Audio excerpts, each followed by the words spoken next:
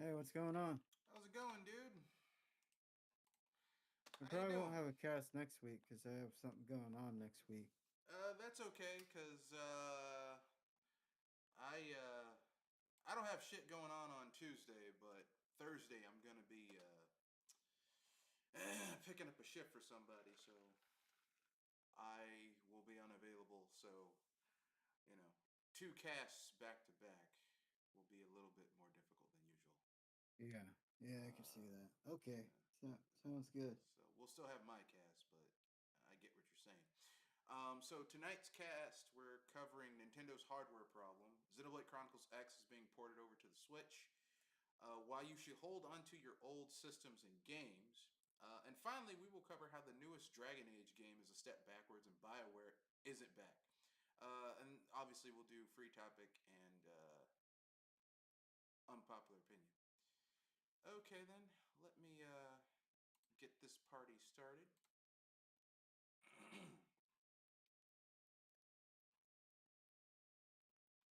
We're live with another episode of BS Busters. Thank you for joining us. This is Mr. Red Fox, owner proprietor BS Busters, and I'm joined by one of the usual suspects. Sir, go ahead, introduce yourself.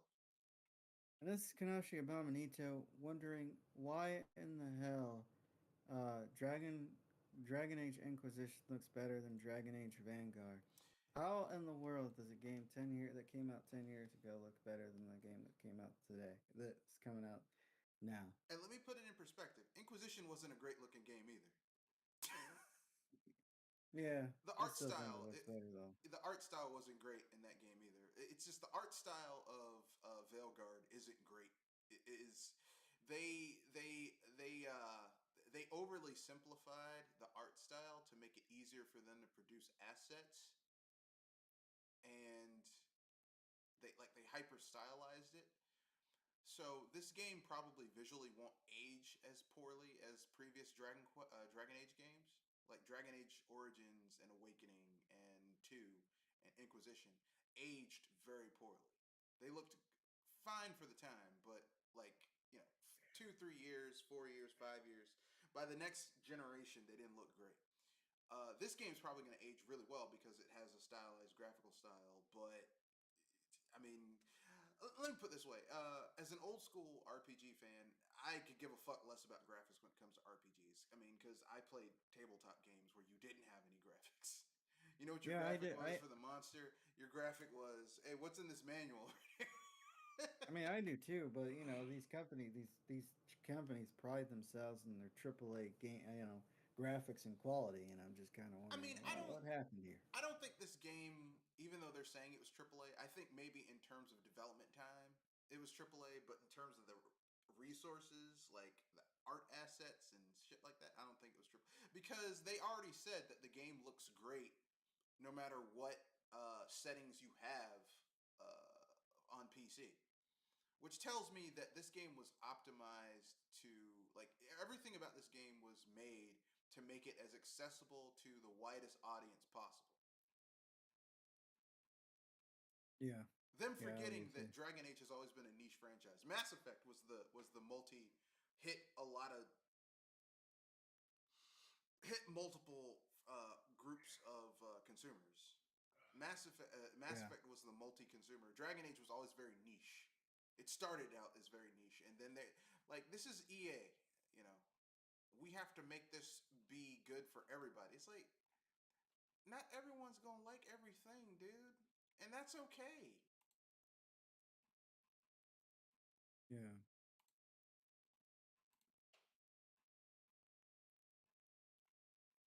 You know, shit. Anyway, so I guess we'll do the first topic, which is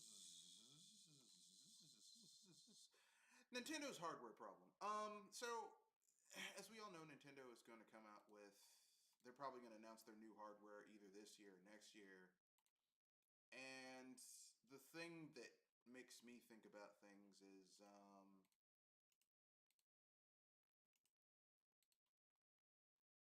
you know, What was that? So, well, what I was saying is that Nintendo has a hardware problem. yeah, They've always they've had a hardware problem for quite some time. Allow me to elaborate. Um, you know, once there was a time when Nintendo would go toe to toe with everybody else with their hardware, right? The NES was aged compared to its successors. The hardware wasn't great, but compared to its competitors, because it's competition. When the NES came out, the NES was released in '83 in Japan at the Famicom, and then it was brought over to America in 85, 86, 85, yeah, around 85. So its competition was the Atari. Ah, And the NES kicked the Atari's ass. Like you yeah. cannot look at old school Atari games. Even the 7800, which was like their most the 7800 came out in 87, 88, and that was like the third generation Atari console. And even the games that were re-released and upgraded to perform well on that particular console compared to what the NES was doing, it's like, what, you want me to spend how much for this shit?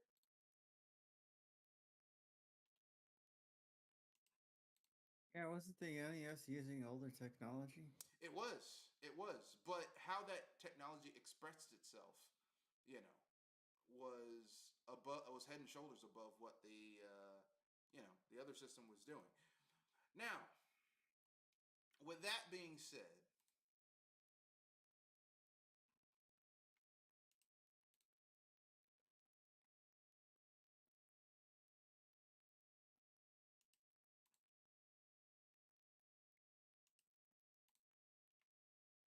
with that being said, um, after when Sega released the Sega Genesis, and they basically curb stomped the shit out of the NES in America. Like they took 70% of Nintendo's market share when they released the Genesis in '89. Nintendo said, "We got something for you," and they came out with the Super Nintendo. And aside from it not having an overclocked processor, which is how the Sega Genesis had games that had a higher frame rate than the SNES. The SNES on every other metric was a more powerful console. Yeah.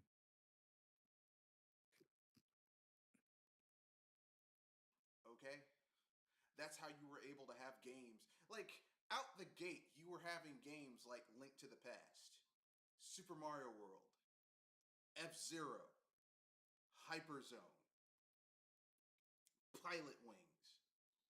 Like shit that you look at your Sega Genesis and you're like, yeah, yeah, yeah, yeah, yeah. Now, they're great games on both systems. All right. No knock against that. But the more technically proficient games were on the Super Nintendo by and large. Okay. Then, you know, the PlayStation comes out. And Nintendo kept on fighting for a little bit. There were games like here's something you might not know. Donkey Kong Country, the second highest selling 2D platformer on the Super Nintendo, outsold Crash Bandicoot. Oh, that's pretty crazy. Yes, outsold it. Like Donkey Kong Country sold, I want to say almost 9 million units on the Super Nintendo. That's pretty good for that era. That's for sure. Yes, cartridges. Okay, that's why when I hear Sony fans, oh man, we love Crash Bandicoot, y'all didn't buy it. Yeah. Y'all always talk about how good your exclusives are, and then y'all didn't buy the shit. Man, fuck you. With that, oh, our shit's better than everyone else's. Okay, sure, whatever you say, bruh. Yeah, Anyway, that's the problem. That's the problem with Sony fans. They're like, "Oh man, our games are top tier," but every time they come out, y'all don't buy it's yeah, it's a drop in the bucket. It's them. like look at the top games that are sold on PlayStation. It's all third party shit Yeah, yep. all the time. But anyway, so as I was saying,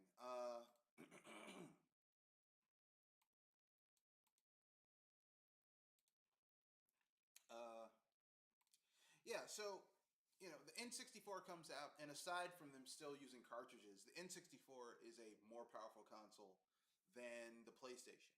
And the only console on the market that was more powerful than the N64 was the Saturn, which, Yeah. in Japan, the Saturn was kicking everyone's ass, even the PlayStations in Japan for a time. Yeah. And then they come up with, yes, the N64 didn't have the sales of the PlayStation, but if you had a multiplat that was on the PlayStation or the N64 version, if not was comparable, in some ways it was better than the PlayStation version of that game.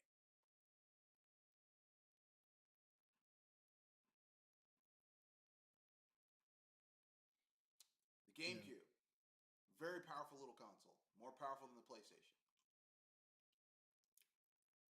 And a lot of the multiplats that hit the N64 and the PlayStation 2, the definitive version of those games is the GameCube version, not the PlayStation 2 version.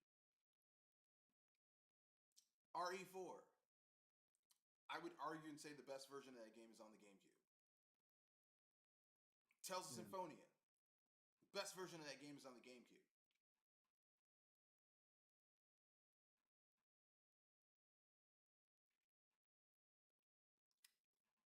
Yeah. I mean, the thing is, it's the GameCube. Yeah, it was a small box, but it's very powerful compared to Yeah, compa- compared to the PS2. Before the Xbox came out, yeah, and then the and Xbox came even out. that's debatable. Yeah, and to be honest with you, even though the OG Xbox, the original Xbox, everyone's like, oh, that was the most powerful console ever.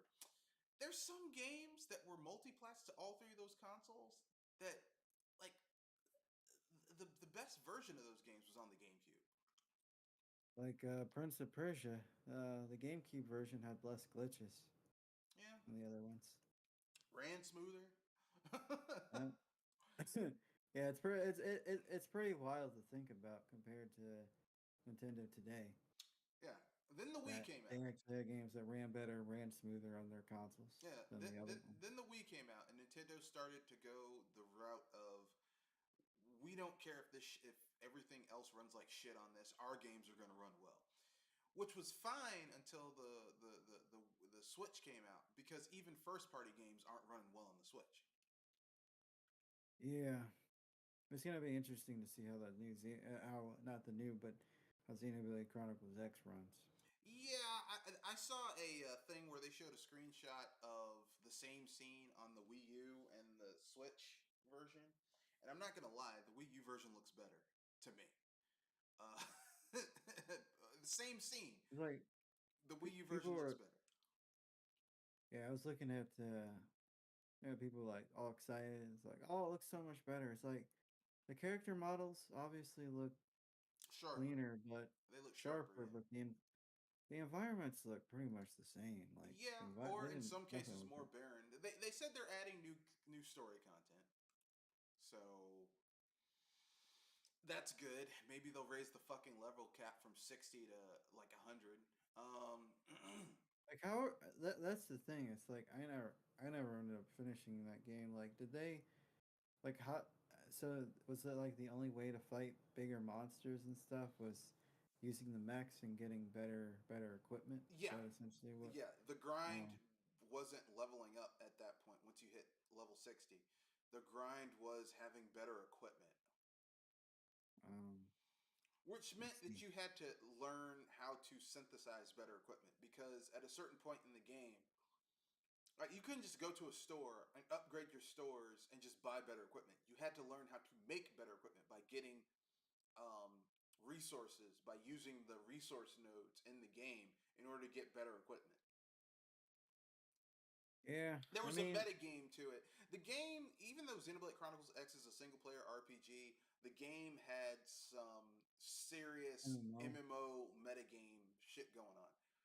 Yeah, So I ground through the end of that game hating it, because I was like, why the fuck should I have to learn all this meta shit just to enjoy a single player RPG? I don't like metagaming in single player games. It's the yeah. reason why I don't like Symphony of the Night, because there's an entire fucking metagame behind that game that I'm just just like, why the fuck should I have to learn all this extra shit just to play a 2D Legend Metroid Castlevania game? Why? That's how a lot of the Souls games are. Yeah, Like it's not enough just to level up. You also got to make sure right you equipment, get your equipment. understand how All that stuff. invincibility frames work, how your dodge works, how much stamina each move uses. It's like, look, I don't have time for all that shit. It becomes borderline spreadsheet game after that. Yeah, After a while. yeah, yeah. And this is coming from someone who used to play Pokemon and Dragon Quest monsters, and I would fucking keep like the perfect. I would keep breeding sheets to figure out how to breed the perfect monsters in both those games. So I understand metagaming. I just don't like doing it these days because I have a life and a job and shit that I have to do with my time. Um, Yeah, I mean, I appreciate the hustle, but I just don't have time for that shit. Like you, I have other stuff I want to do or have to do. and even if I did have the time, I'd rather be spending it just playing the damn game Yeah, rather than getting yeah, out. exactly. Well, back in the day, it would be pen and paper. Now you can do it on a table on your computer, or use a FAQ where someone did all the work for you before you had to get into it. Um, but look, I'm glad this game's getting ported over to the Switch. It deserved to have a bigger footprint, and now it has a wider audience to enjoy that game. Go play it. Yeah, People who never played it, go play that game. Get the game, play it, and then see how much you got fucked with Xenoblade Chronicles 2 and 3. How all the features and ways of fighting that you had in X got stripped out and nerfed for 2 and yeah, 3. Hey, remember when you could aim for certain enemies' body parts so that they couldn't use attacks using those body parts anymore? Hey, this fucker hit me with his tail. Fuck that tail. yeah. How you like I that, forgot bitch? that. It's like, oh, this dragon monster bit me. I'm gonna break its mouth. Hey, now you can't bite me anymore, bitch. And then Xenoblade Chronicles 2 and 3 come out where all that's stripped down.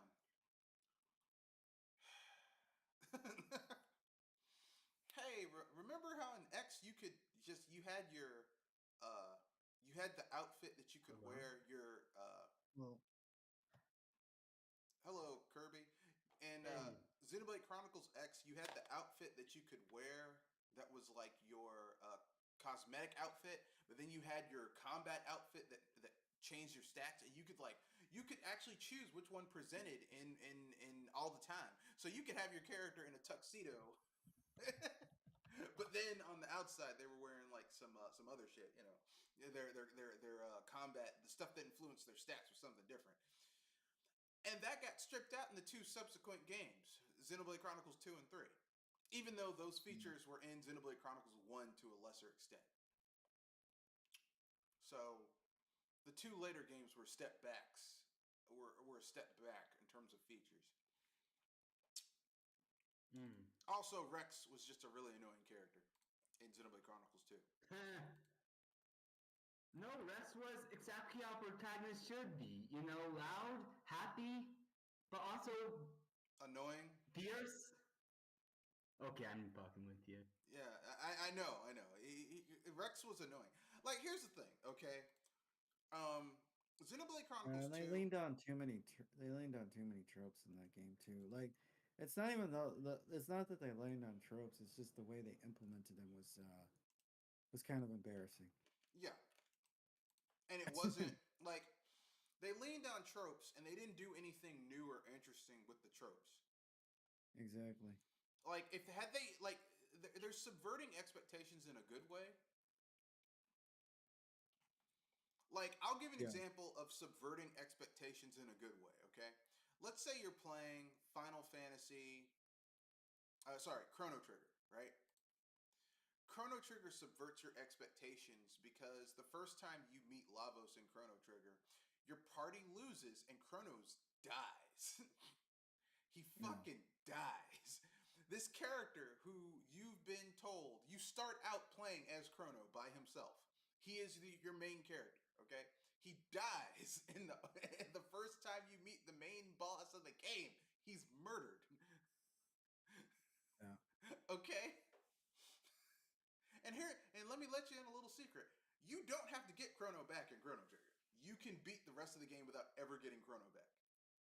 And speaking of that,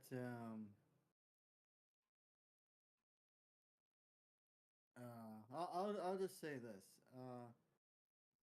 Metaphor doesn't make the same dumb mistake when it comes to writing and storytelling Oh yeah, that Xenoblade Chronicles 2 makes. Yeah. yeah, but you have to I'll remember. just leave it at that. But you have to remember that Not to spoil anything. Atlas. They've been making like the Persona games and the Persona games and the Shin Megami Tensei games have always had like I think the Shin Megami Tensei games get a little bit too emo, like emo before emo was a thing. Yeah, But the Persona games have always had good writing. Mm. Like, well, not the first two, but like, well, no, no, even the first two had good writing. Persona 3, Persona 4, especially Persona 4. If you've ever played Persona 4, the writing in that game really gets like teen angst and issues of identity and stuff like that. I'm like, wow, like for adults to have written about this, they really reached deep into like real human issues, you know, yeah. like having Kanji Tatsumi who is questioning his sexuality. Um, That I wonder if people called it woke. well, I mean, no one called it that then. It was just like, oh, this is a character who is Yeah, questioning his sexuality, and he's not sure what he is or yeah. who he likes, and it just Right. boils down to he just desperately wants someone to like him, male or female. He just because he like he's actually a sensitive basically a sensitive mama's boy. He used to be a good kid, but he got tired. Like he basically became like since people were going to treat him badly because he was an only child and his father died and he was living with his mother.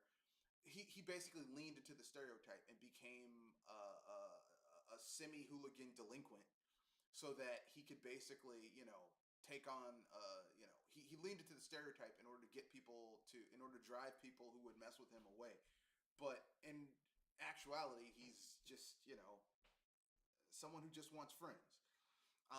That's a really interesting story beat for a character. I'm like, wow, that's real deep. What teenager hasn't felt like an outsider and was desperate to just have some type of social group they could be have friends in? That's a universal truth. Yep. Yeah, yep.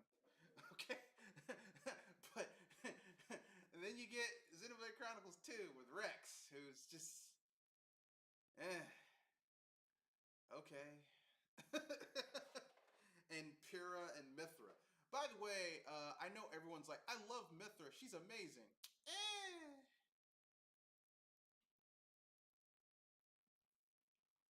I was not impressed.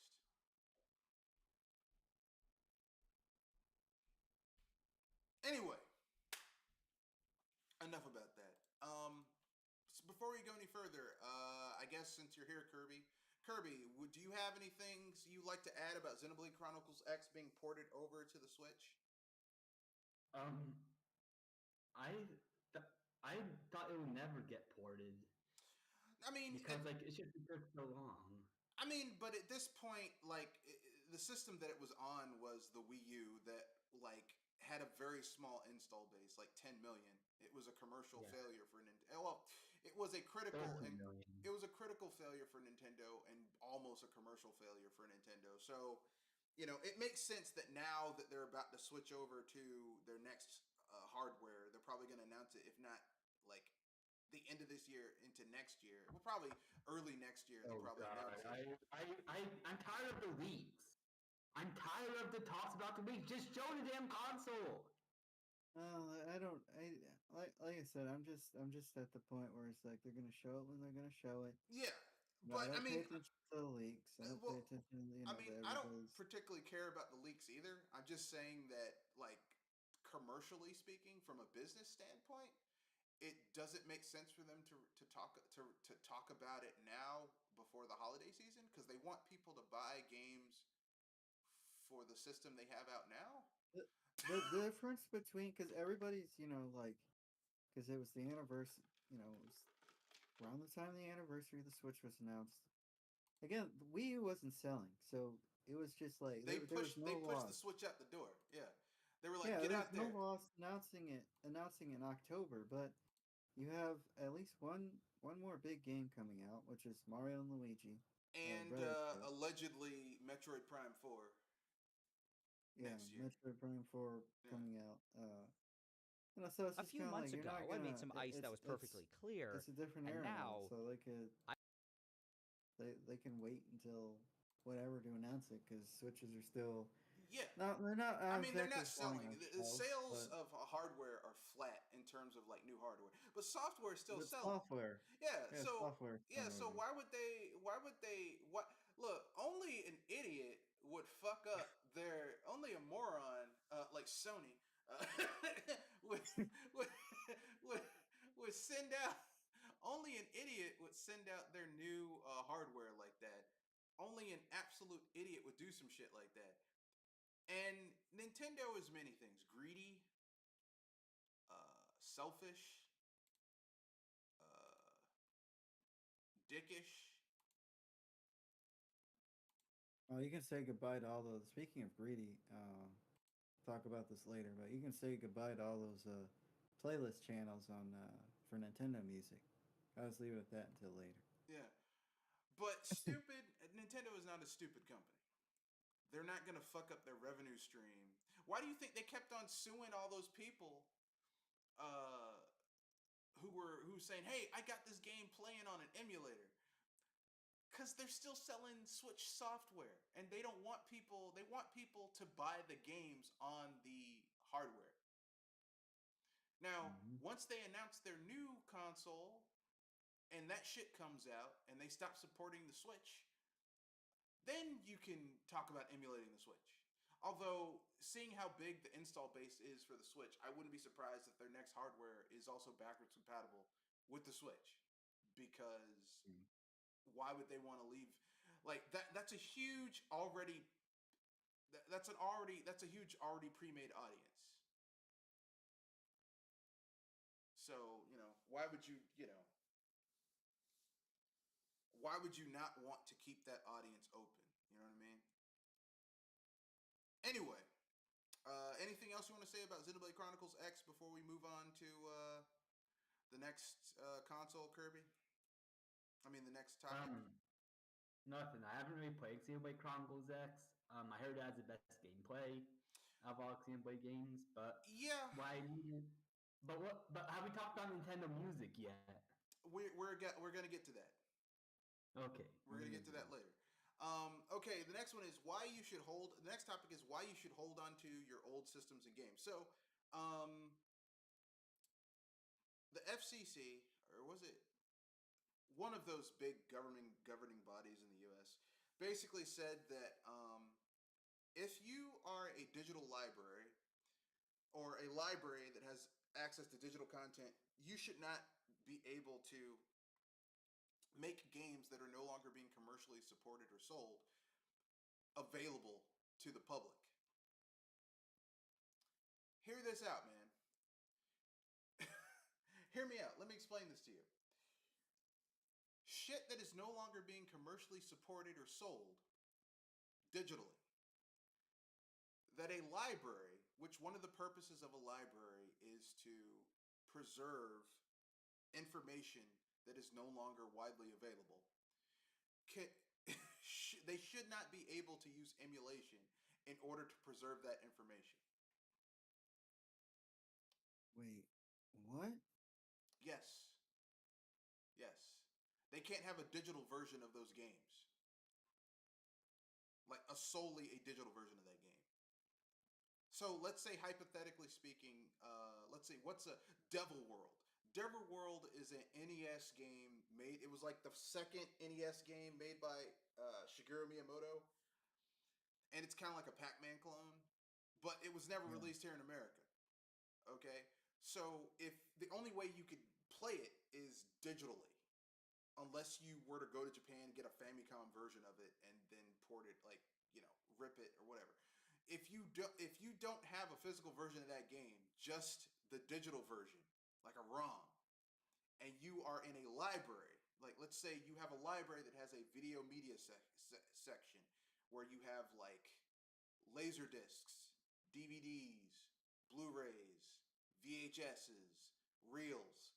Okay, you say, hey, we also have a video game section, and these are some games that are no longer commercially available. They're not being sold. Okay, but we're emulating them. A governing body in the U.S. said that you can no longer do that because that is a form of that you're impugning on the rights of the companies. Basically, what the hell? yeah. But here's the thing: That's they're not insane. selling it commercially anymore. Yeah, it's like why do these companies have such a tight grip around these intellectual properties that they're not even selling anymore? And They're not doing shit with. yeah, the thing that makes it even worse is that this isn't like somebody emulating some shit off the internet and playing it at their house, or torrenting it to a group of other people. This is a library. One of the purposes of a library is to preserve information that is not widely available. It's the reason why some libraries you can go to some certain libraries that have their own printing shops. You can say, hey, I need this information, and they can print it out for you because it's not widely available anymore. It's like, Not so much for fan patches, because there's a lot of games like the game you just brought up, and tons of other games that have yet to be translated. that is The correct. games that people want to play that Yeah. have yet to Well, be I mean, translated. even if you don't want to play it, just like, okay, I think, and this is just the intellectual in me, the knowledge is sacred type person that I am. Knowledge should be preserved. Even shit from vile people that you don't want to read, like from people that you may vehemently disagree with. For example, I've read Mein Kampf. It's a dry, boring book, but I've read Yeah, it. I've heard. I've Okay, heard. I've read it. Okay, and I can tell you right now, I don't think that book should be burned. Yeah. I don't think any form of information should be destroyed. Even if I don't agree with the philosophies behind it, I don't think it should be destroyed. Um, or locked behind a paywall. But, that's the shit we're dealing with. You have any thoughts on this, Kirby?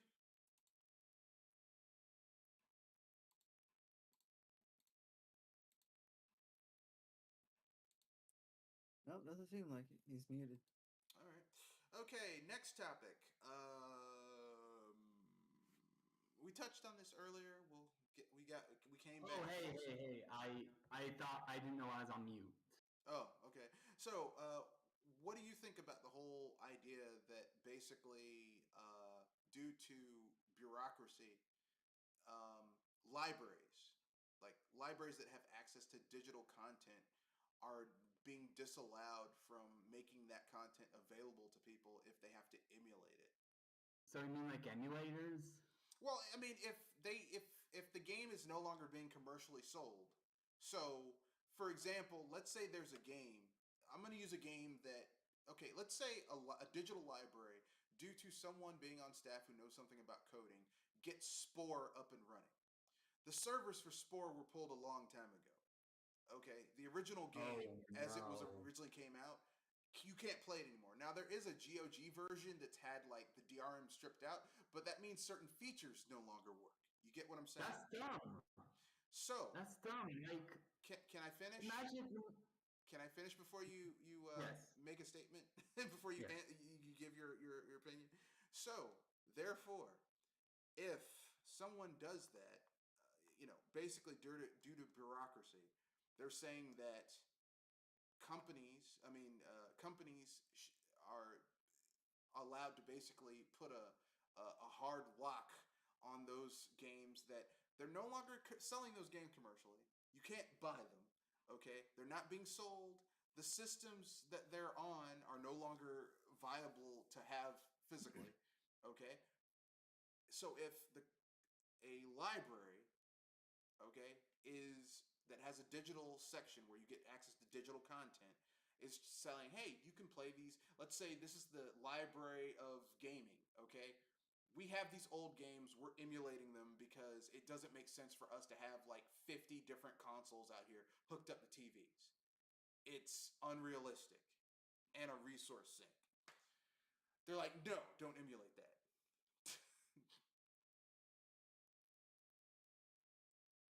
Oh, okay. You're Well, what I have to impugning say other is, companies' rights, basically, is what they're saying. uh, well, how do I say this? I have to say I am an original hardware type of person. I prefer to play games on the original hardware, but at the same time, like emulation is not a problem because they aren't selling it anymore, and if if they um and if they do have a way to sell it, then yeah, don't get the emulator. Like, for example, Devil's World, like they have the game on Nintendo Switch Online, but like Yeah, but Nintendo Switch Online itself is emulating that game. yeah, that is true. But you know, I mean, like when companies do it, it's okay. When when consumers do it, it's a problem. Okay, okay. Well, I'm gonna play devil's advocate because we're getting into a discussion. What Okay. if there's a game that you want, like you own, let's say you work at a institution, a public institution, let's say a library, a modern library that has uh,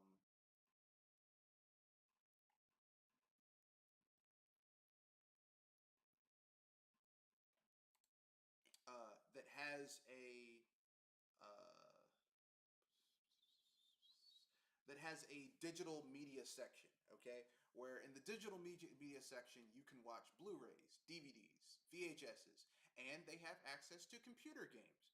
Uh, Uh, Now, here's the thing, computer games that are using old hardware that's nowhere really, that's not, that has to be emulated because it's like those games don't, the hardware that ran that software no longer is really used, like old Commodore games, you know, 8-bit oh. system games.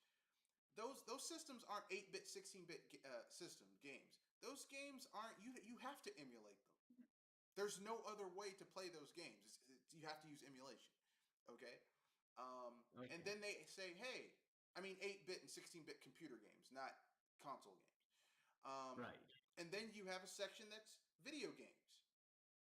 Now, you have a limited amount of space in this area. So, do you have uh, you know, 50 TVs, each one hooked up to a different console? No. Or do you just But use? I can't put the consoles and organize them into place.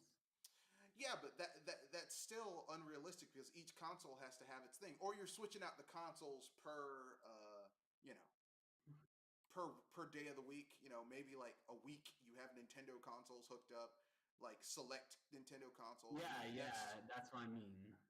But anyways, I will tell you, I do agree that like animation should be available, but I just prefer physical.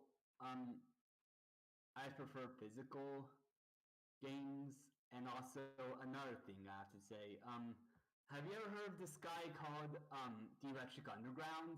He Yeah. said that like physical games will eventually like stop working, Well, yeah. and that digital games are Because like essentially all video games come from digital entertainment. the battery. One of the reasons because the CMOS battery, and obviously the degradation of the metals over time. Yeah. Yeah. Well, and Um, also just that, the sheer fact that, I mean, like even if the game itself doesn't break, the consoles eventually will. Yeah. Yeah. yeah, everything's trapped within entropy. I don't know what to tell you.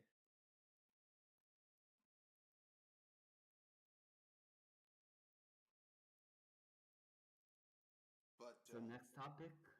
yeah, yeah. So next topic is Dragon Age. Dragon Age is coming out, if it's not out already, Veilguard. And some people are not happy with that art style. They say that this does not look like Dragon Age. It's been basically kind of like, when Diablo 3 came out and people were mad that the art style made it look like Diablo 1 and 2 was a very dark, gothic, serious game, and then Diablo 3 brightened all the art styles up to make it look more approachable, I guess. Yeah, it looked more like WoW, like it looked like a darker version of WoW. I think what people were not particularly the happiest with.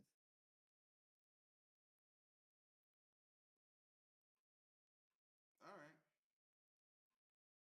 And then Diablo 4 went back to gothic, sort of dark, grimy look, and but then people still weren't happy because the gameplay wasn't what they wanted. So, it is what it's just the nature of gaming these days.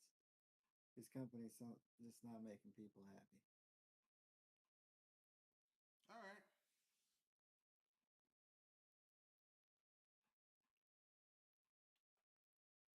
Okay. But Okay. I mean, I think that I think BioWare made the conscientious choice to try and, in their mind, to make this game appeal to as wide an audience as possible, not realizing that Dragon Age has never been a mass appeal game series. yeah, It's never been like Mario's a mass appeal game. Legend of Zelda has mass appeal. Metroid is a niche franchise. It's always been a niche franchise. It's never not been a niche franchise. So if you strip features out of a Metroid game in order to make it appeal to a bigger audience, you're stripping out so much of the soul of a Metroid game that it doesn't feel like a Metroid game anymore. And I'm thinking that's the same thing that's going on with Dragon Age, you know? But they've been doing yeah, this for years. Like each new iteration of Dragon Age stripped features out of that franchise. Dragon Age 2 had less features than Dragon Age Origins. Dragon Age Inquisition had more features than Dragon Age 2, but still less features than Dragon Age Origins. And this game has less features than Dragon Age Origins. So they just keep on stripping features out of this franchise, hoping that it will, you know.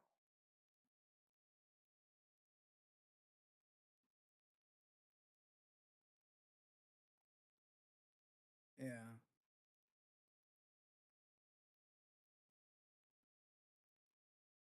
Yeah. But what do you think? Agree, disagree, don't care? What was that? I said, what do you think? Do you agree, disagree? Do you agree with what I said, disagree with what I said, or you don't care?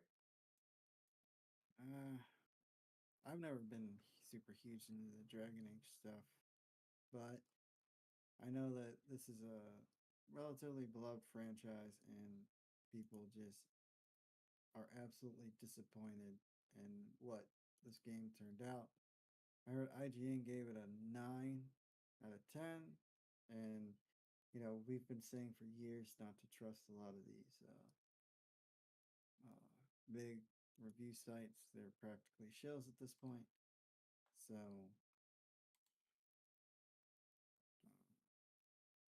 All right. I mean, that's all I have to say about that. Okay. All right. Okay, so here's what I have to say. So I haven't played a Dragon Age game, but I can relate with Metroid because Metroid Federation Force, mm, the character models looked insulting. Like I'm gonna be honest. Yeah, I mean, if they were gonna do a Metroid on a handheld console, it should have been 2D Yeah, like instead of them trying Metroid to do a Samus Metroid Returns. Prime game, because the Prime game started on console and they should stay on console. Yeah. Well, anyways, what I have to say is, yeah, I think if they want to make Metroid have mass appeal, I think they should just advertise it better. And also, another thing, I beat Super Metroid and Metroid Zero Mission so far as Metroid games I've beaten. Really? Well, I mean, I like Zero Mission, Fusion. and Super Metroid. I like the art style of those games. I was not crazy about Metroid Dread.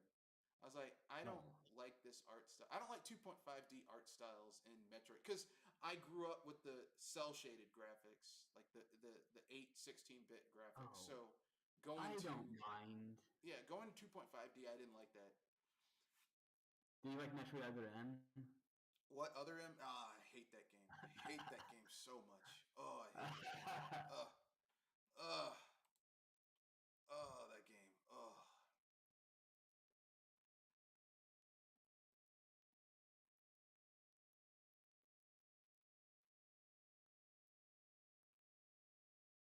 Next topic. No, no. The next topic is pretty simple. It's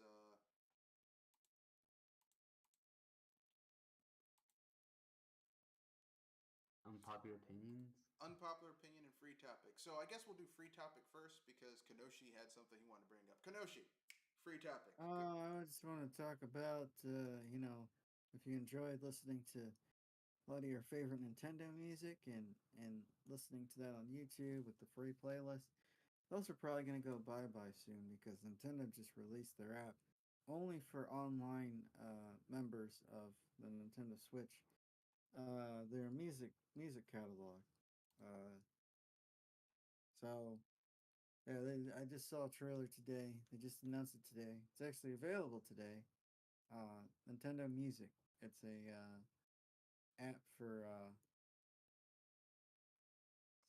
listening to OSTs from various Nintendo games, um, past, present.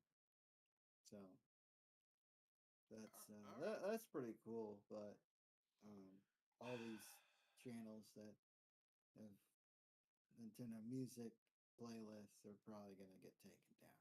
So I mean, yeah, and we knew they were this. We knew this shit was gonna happen because the it's. collapse is imminent. So I don't know. It's like, if you got a channel you really like when it comes to Nintendo music, download some software, rip that shit, put it somewhere safe, because it's gonna go. It's all gonna go at some point. So get ready. All right. I think you had a topic similar to that or an addendum to that topic, Kirby. So go ahead.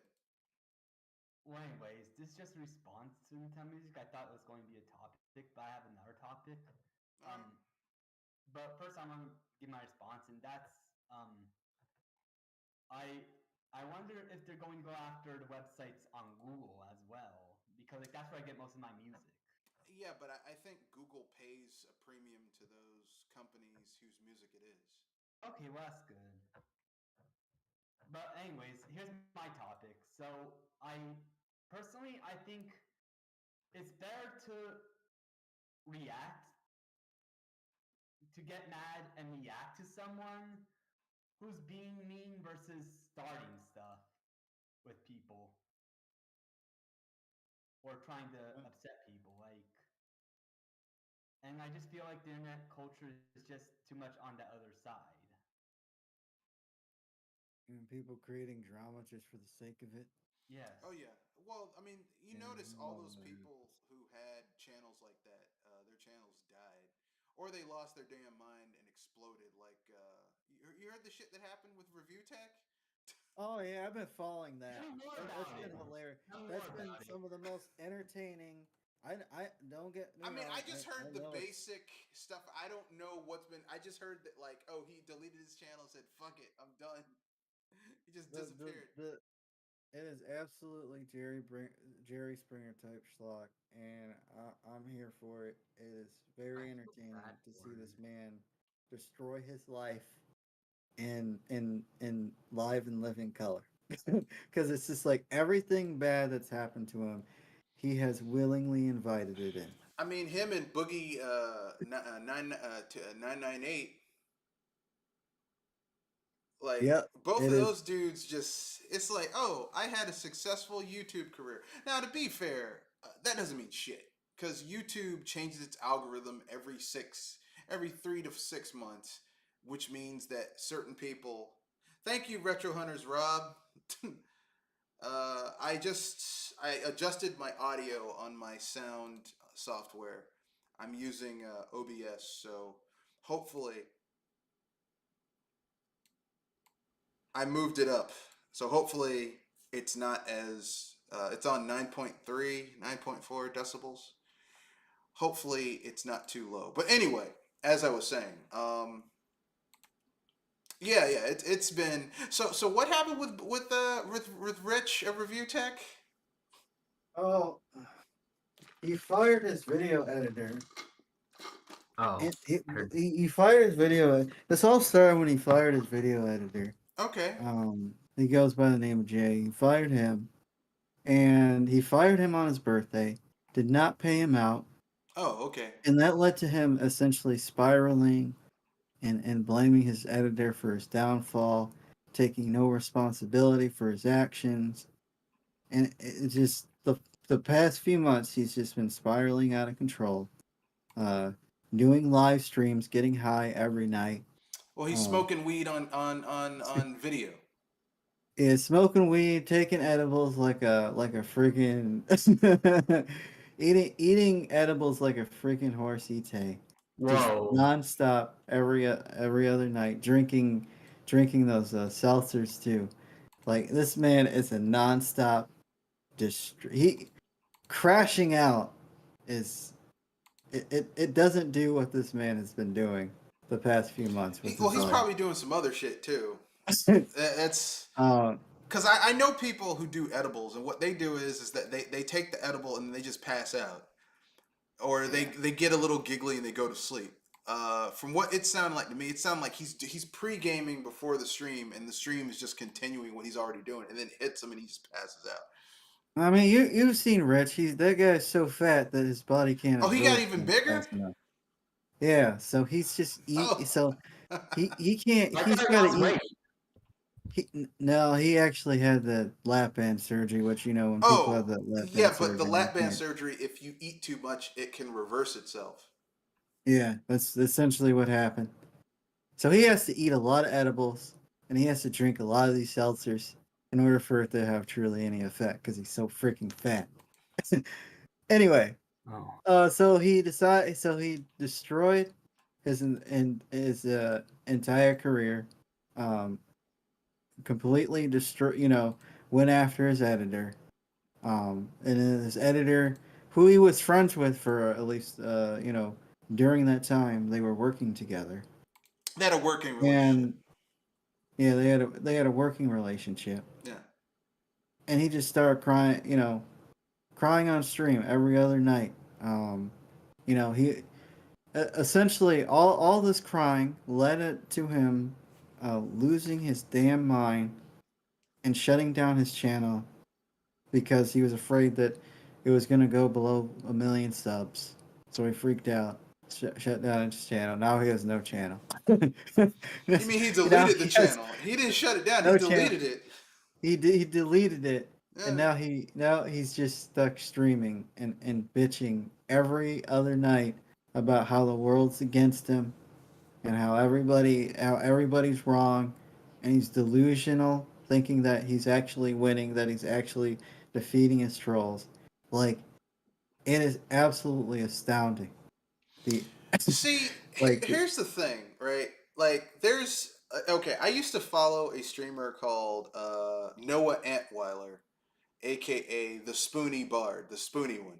Okay, and even now I still go back and watch because the guy's a really good storyteller. Like he'll sit down, he'll talk about shit.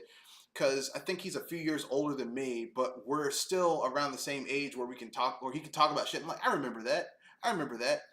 And so he was, but like something happened. He just imploded. But here's the thing: when you implode on YouTube, you disappear for a while. And then you just occasionally do live streams, and then you slowly work yourself back in. You don't keep on putting yourself out there, so people can see you imploding slowly but surely into nothing. Well, he's a 40-something-year-old man who still lives on his parents.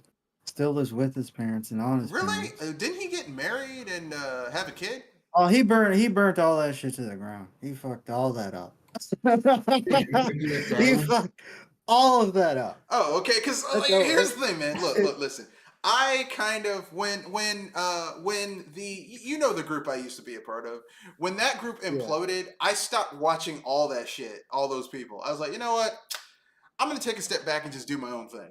And I'm much happier since I just do my own goddamn thing. But so I mean, like I remember seeing like Bear Hugger like years ago in a thing where he was like still hanging out with people. Like this loser, this loser's still on YouTube. What's wrong with Bear Hugger? He seemed like a nice guy. You don't know?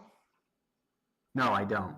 I'll tell you after the cast. I only saw him I saw him in 2017. I'll tell you after the cast ends. Okay. Yeah.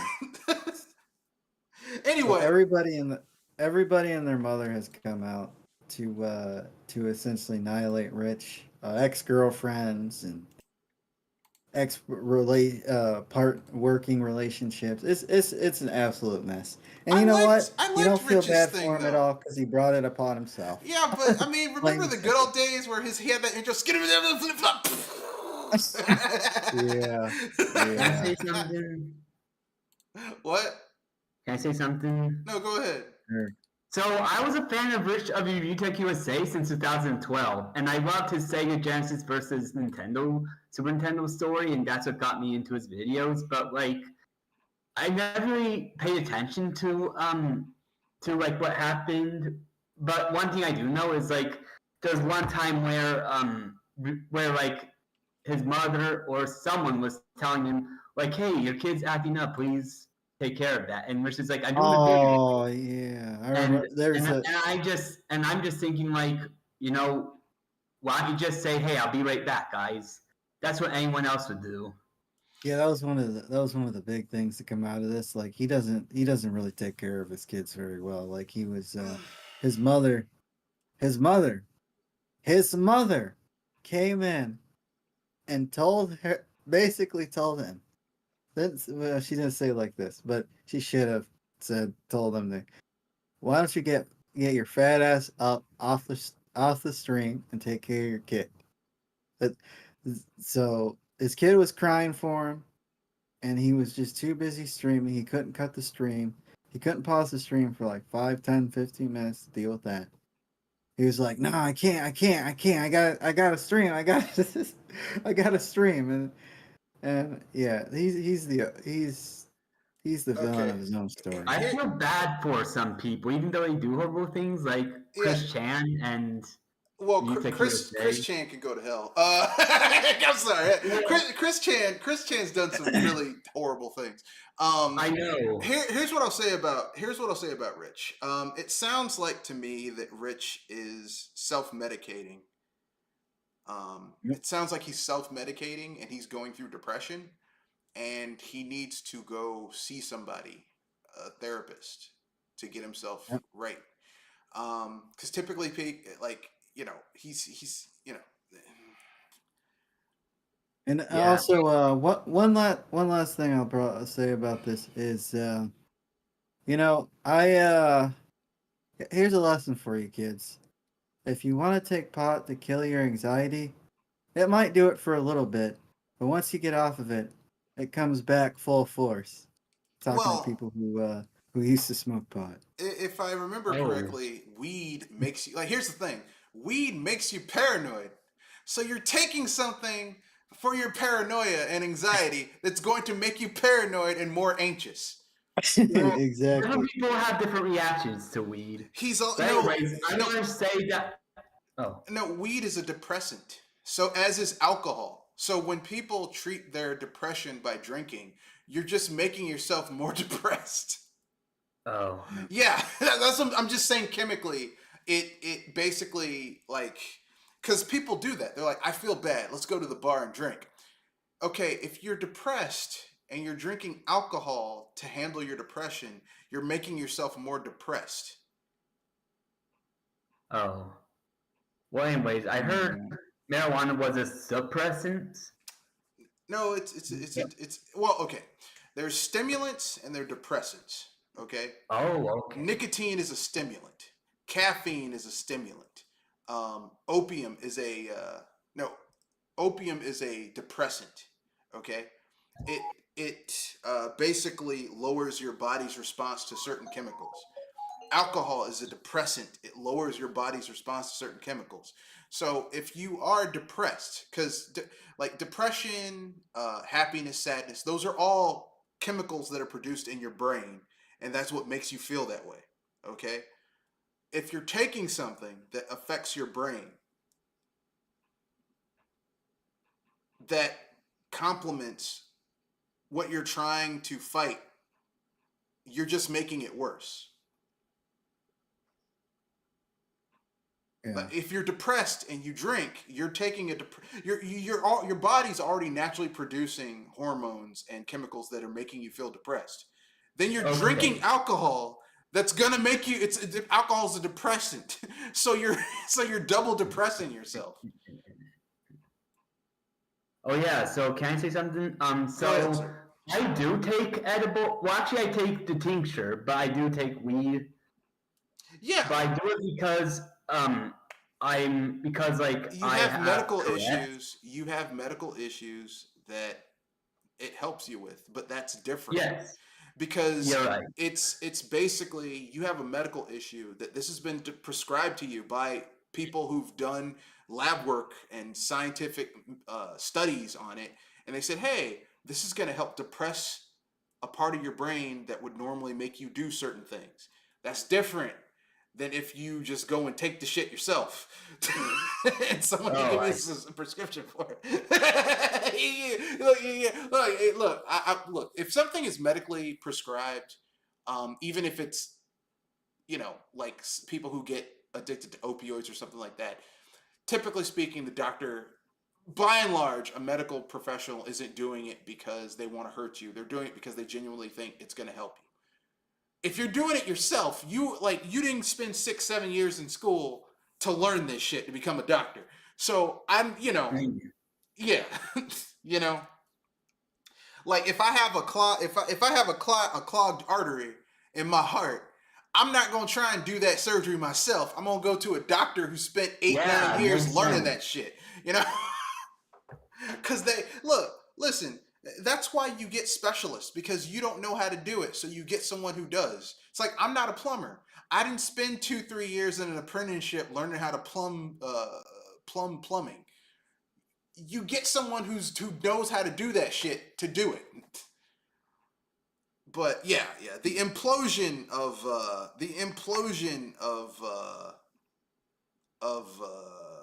RTU, Review Tech USA. Yeah, I heard, because I was listening to Pat the NES Punk on his podcast. He's like, hey, that implosion. I'm like, well, since when did that shit happen? I mean, I'm just getting over the fact that Boogie imploded. I'm like, I just got over it. I was like, oh, that's so sad, because he had his surgery and he got his teeth fixed. I'm like, you know what? That's good, man. Because if you saw Boogie before he had his surgery and got his teeth fixed, it was not good. Yeah. It was that man looked sick. Yeah. Like he looked like, I'm afraid this. He's like, I'm married. I'm like, well, never. I'll say it after the cast, okay? But anyway, I guess we got a whole bunch of shit we got to say after the cast, so we'll wrap this up with unpopular opinions, and then give our sign offs and pimp out what we want to pimp out, and then wrap things up. So I guess I'll go first with my unpopular opinion. Here's my unpopular opinion.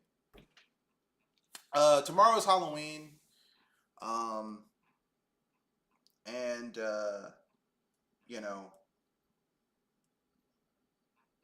some people are going to be acting a little bit funky. I personally am going to dress up in my Halloween outfit after I do trick-or-treating. Well, basically, I'm just going to be handing out candy to little kids until 8 o'clock. And then I'm going to get a nap, wake up, and go to a Halloween party from like 11:30 to 2-3 in the morning. And Mr. Red Fox is going to try and hook up. Yeah, I'm gonna try and make sure my pipes are clean. I'm gonna try and get my pipes clean. Right. What? Yeah, gonna. Gonna game the system tomorrow, huh? Gonna game the system. There ain't gonna be no gaming. No Ain't gonna be gaming, huh? no gaming the system. I will be playing with No something, rizzing. but No. look, that's no gaming at all. Look, listen. If both teams win, it's a win. That's not a game. That's a celebration. So that's gonna be fun. No, but in reality, my real unpopular opinion is this. Next month, November 14th, a remake of one of my favorite games of all time is coming out. Dragon Quest 3. It's been 2D HD. It's been HD 2D'd. And I'm happy. I'm like 85% happy, 15% unhappy because they stripped out something that was in the Game Boy Color version of this game, which was the casino sections where you basically could get access to some really good items early on in the game by fighting your way playing these casino games where you'd spend money for tokens to play on this board game, fighting your way around this board game and getting items and shit and tokens that you could then spend in the prize area of the casino in order to get better shit early on in the game. That's been stripped out. So that means the definitive version of Dragon Quest III is still the Game Boy Color version because it has content that's not in the other games. Why did they strip it out of this one? I don't know. I'm gonna get it on PC, so hopefully someone will add that shit back in there. That's the great thing about PC. Someone will mod things into games that you like. Anyway, that's all I had to say. Any unpopular opinion anyone else wants to announce before we wrap things up? I already said mine earlier, and that is Dragon Age Inquisition for some reason looks better than Dragon Age Vanguard. Yeah, and Inquisition ain't great. Yeah, I mean, I agree with you. I just think a lot of the colors and the lighting are better in that game. Plus the art style is okay, but mostly on the technical level, I think it looks better. But that's just me. All right, that's fair. Why it's called an unpopular opinion. Hey, man, that's why it's called unpopular opinion. Kenoshi. I mean, not Kenoshi. Kirby. 2 Ks in here. It's like, it's hard. Okay. So what I want to say is I've never really got into Dragon Quest, but I tried to play Dragon Quest 1 as my first Dragon Quest game. That's where you messed up, man. You can't start with 1. You got to start with 2 or 3. 3 is better. So the new one coming out, if you get a chance, play that. That's going to be the one you're going to want to start with. Yeah, I think it's 3-1-2. Is it 3-1-2 or is it 3-2-1? It's 3-1-2. 3-1-2. Chronologically, if you want to play the first Dragon Quest trilogy, the Loto or Erdrick, I call it Loto because I played mine on the GameCube, and Loto is what they called him originally. Loto is the almost direct translation of Roto. Loto, because there's no L's in Japanese, but when they translated it, they called them Loto. So the Loto trilogy, the first game. Okay, spoiler, but fuck it, this game is almost 30. See, the first Dragon Quest came out in 87. Here, let me look this up. Wikipedia. About 40 or so. No, man, don't say that. Don't making me old. Shit, don't. Dragon Quest. I'm looking it up. The first Dragon Quest came out in 86. So it's 38 years old. Yes, we were both. We're look. There's a reason I like Dragon Quest. We're the same fucking age. Yeah. Dragon Quest is 38 years old. Okay. Okay. Yeah. All right. Oh yeah, question. Yes. Does Dragon Quest 3 have that kind of speech where it's like Old English, or is it? Yeah, the first Dragon Quest had oldie English. Here's my advice to you: if you want to play old Dragon Quest and you want to play it where it's the most accessible, and less bullshit attached to it. See if you're a physical hardware person, see if you can get your hands on the physical Dragon Quest 1 and 2 for the Game Boy Color, and then Dragon Quest 3 for the Game Boy Color. Those games are great ports of Dragon Quest, and they're playable. Now, here's the problem with Dragon Quest 1. Dragon Quest 1 has zoned combat, so and the whole game, the name of the game of Dragon Quest 1 is grind until you hit level 20.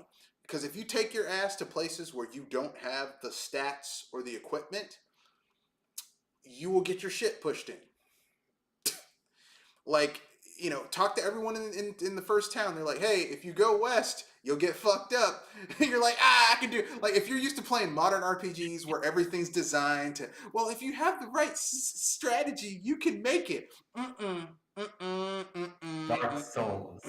You go west and you'll run into a fucking spotted slime that will wreck your shit, or a Draki that will like cast magic spells and kill your ass. My point is this: the first Dragon Quest, there's a reason Dragon Quest 1 is the template for all RPGs that came after it, because basically Dragon Quest 1 is the granddaddy of JRPGs. Dragon Quest 1 was so influential that Ultima, which influenced Dragon Quest, would later iterations of Ultima would steal shit from Dragon Quest. That's how influential Dragon Quest is as RPGs. Wait, what about Dragon Stoppers? That's an Atari RPG. I've heard of it. I've never played it. Okay. But anyway, yeah. Play Dragon Quest 1 and 2 and 3 on the Game Boy Color, because I have those games on the Game Boy Color and they're amazing. You just got to get past the fact that they're on the Game Boy Color and that screen is really small. But if you have one of those analog Game Boy things, you can play it. Anyway, that being said, so yeah, Dragon Quest is 38 years old. My God. I'm an old man. Actually, I'm older than Dragon Quest is, because Dragon Quest came out in May 27. I was born February 7th. Anyway.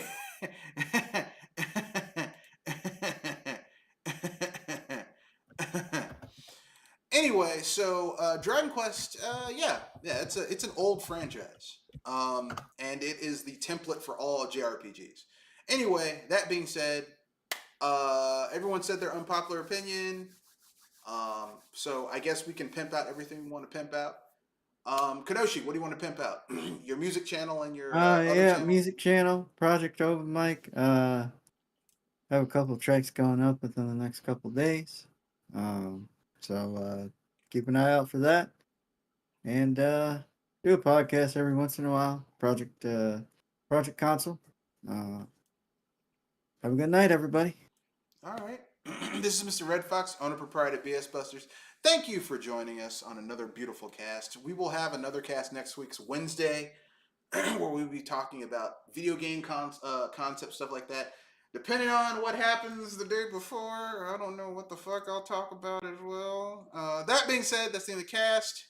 Rate, comment, share, subscribe. We have a podcast every Wednesday, almost, 7:30 p.m. to 8:30, 9 o'clock p.m. Eastern Standard Time. If you would like to be a part of the cast, you can reach me in the links in the description. I have a official Gmail for the channel, or you can join the Discord. That being said, that's the end of the cast. Rate, comment, share, subscribe, play your games, etc., etc. Peace.